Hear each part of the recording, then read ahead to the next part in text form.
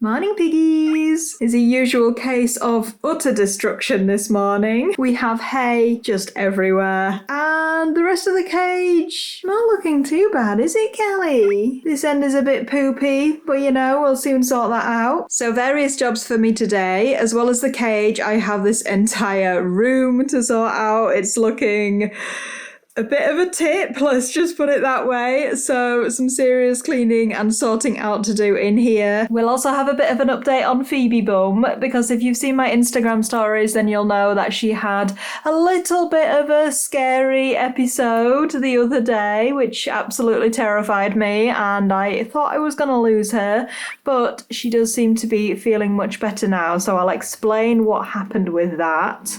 And yeah, we'll just spend the day with the piggies.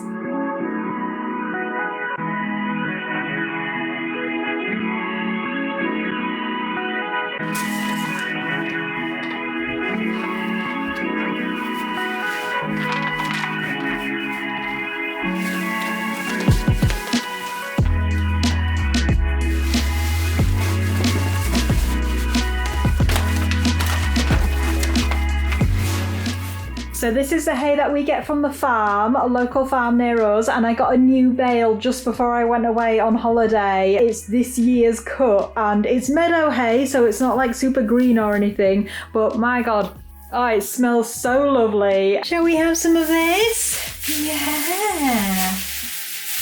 Oh, nice and fresh. Nacho! Thank you.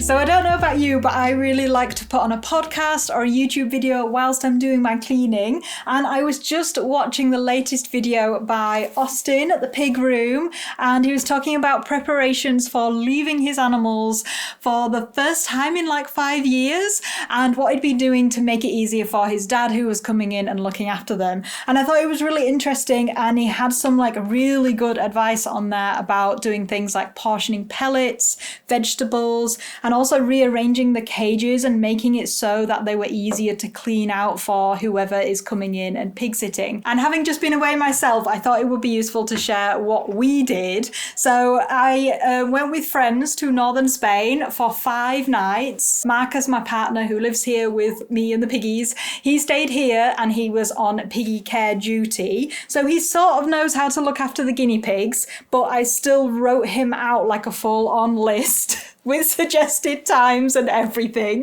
of what to do every day with the piggies. And he prefers that because it means that he's not going to miss anything off. And similar to the pig room, I sort of try and make the cleaning as minimal as possible. So I also use big pads in the cage, and to be honest, that's how I do a lot of my cleaning these days. I will brush off these big pads into the bin and then decide whether they need to be washed or not, because they'll usually last like 2 or 3 days. So that's what Marcus was doing, and he only had to change a couple of the litter trays on like 3 of the days in the middle, but alternate litter trays, so he wasn't doing all 3 of them at once. And if both me and Marcus go away together, then the piggies essentially go and live at my mum and dad's house. So not only have they taken over a whole room here, but also at my parents', and my mum will do a fantastic job at looking after them. And the main reason for this is even 1 or 2 nights even, and that's because we can't leave the guinea pigs because of Phoebe's condition. So she needs to be tended to throughout the day, because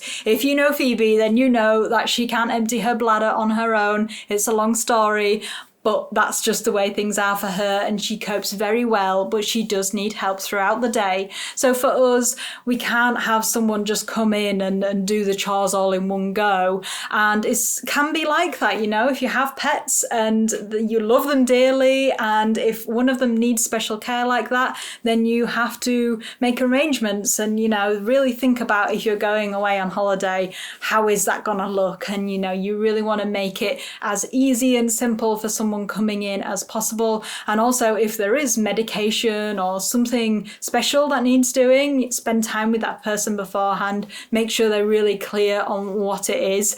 So for Phoebe, you know, I've trained up Marcus's mum, various people in the family that now know how to squeeze a guinea pig's bladder. That's just how it is. So yeah, Marcus did a fantastic job whilst I was away, but obviously I'm really happy to be back home with the guinea pigs. I do just miss them so much when I go. Just to add to that as well, if you are someone like me and you get worried, you get a bit anxious about leaving your guinea pigs or whatever pet it might be, then one of these cameras, like a Ring camera or whatever other brand you can use, are really good for just settling a bit of that anxiety down. And for me, whilst I was away in Spain, just before I got in bed at night, I would literally scroll through a few clips from the day, and as soon as I could see that all of the piggies were milling around the cage, that they were eating hay, that they all looked happy and healthy, then my worries just went away immediately. And it's not about checking in on the person looking after them or anything.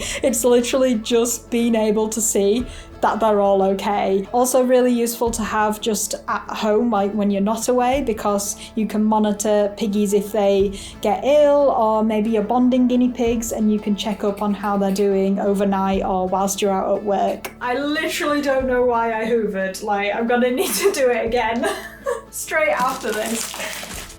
I know I just spoke about getting hay from the farm, but we also do, excuse me, I still do order Timothy hay online, because Timothy hay is just like the gold standard when it comes to guinea pig hay. So it's nice for them to have this, which is just one species of grass, versus the meadow hay where you've got herbs and different grasses and just more different things in there to keep them interested.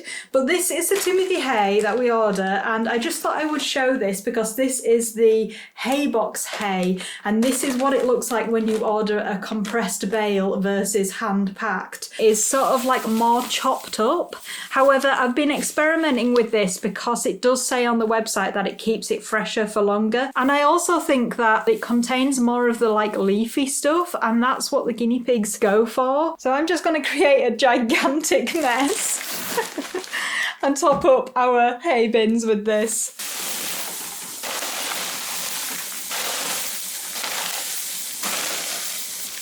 It's really good quality hay, and if you're from the UK and you're wondering about where to order your Timothy hay from, because there's lots of options these days, I have tried other ones, but I've actually come back to Haybox because it's just always like the freshest and the greenest, and the guinea pigs seem to enjoy it most. I think it's their blend that I get, and I would recommend it if you're thinking about trying Timothy hay or switching from a brand you usually use. And I also do have a 10% referral code that I get on ordering that I'll put down in the description below if you want to use that.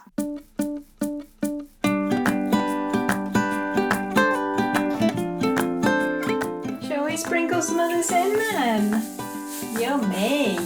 Phoebe is straight in there. You're obviously feeling better now, aren't you? Yes!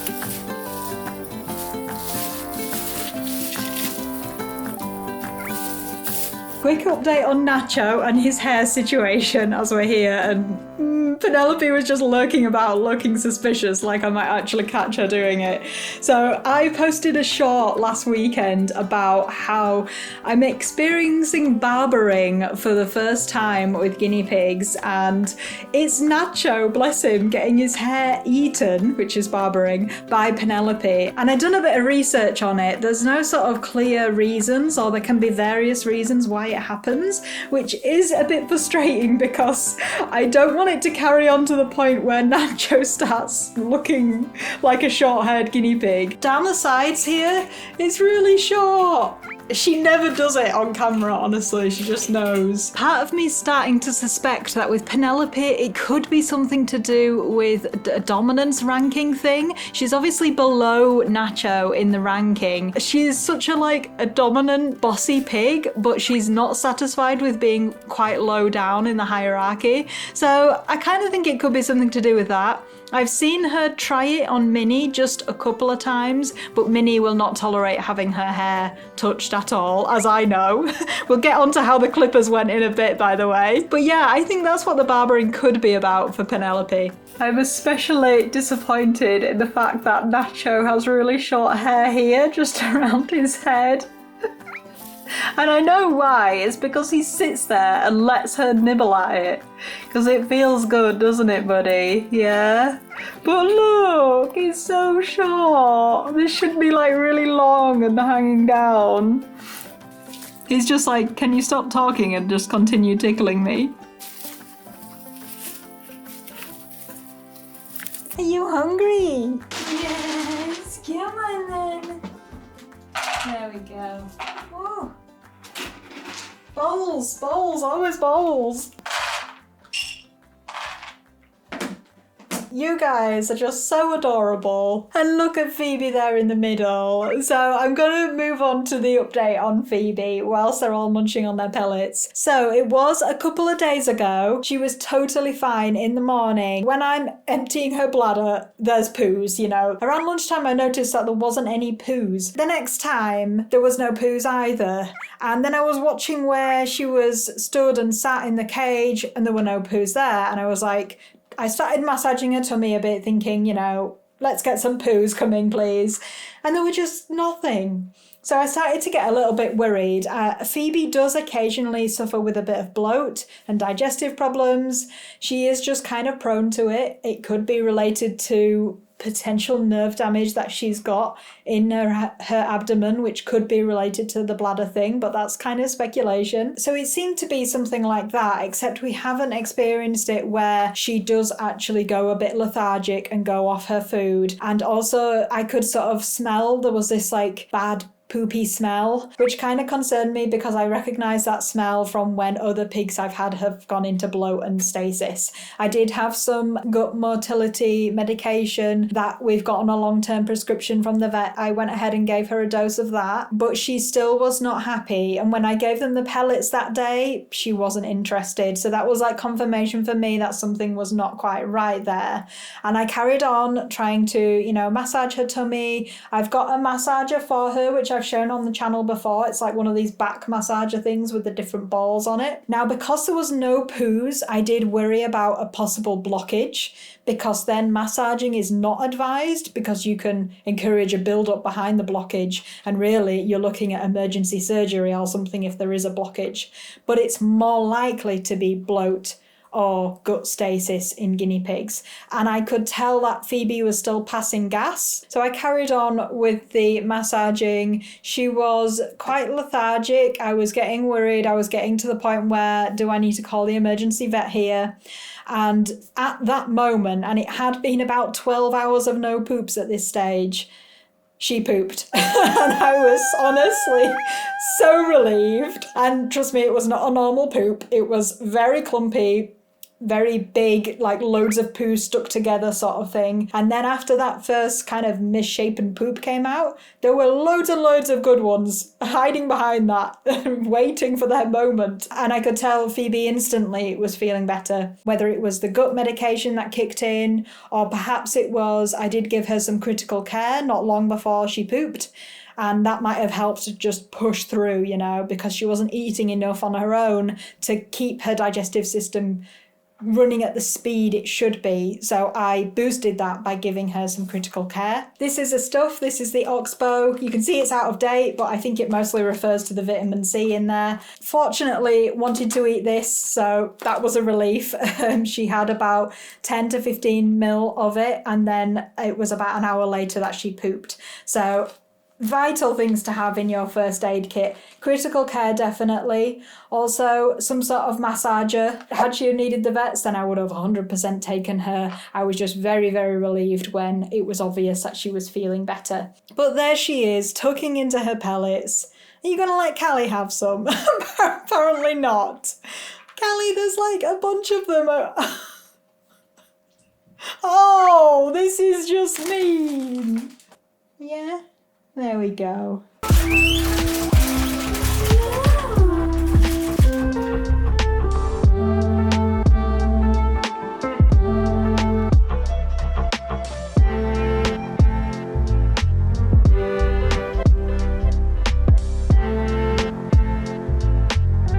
Where's he gone? Oh, sweetheart.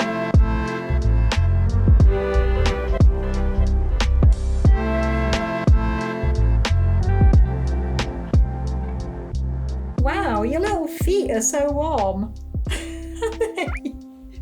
Last little piggy update for you. We have the beautiful Minnie here with us, and I said I would let you know how we got on with the cat or pet hair clippers.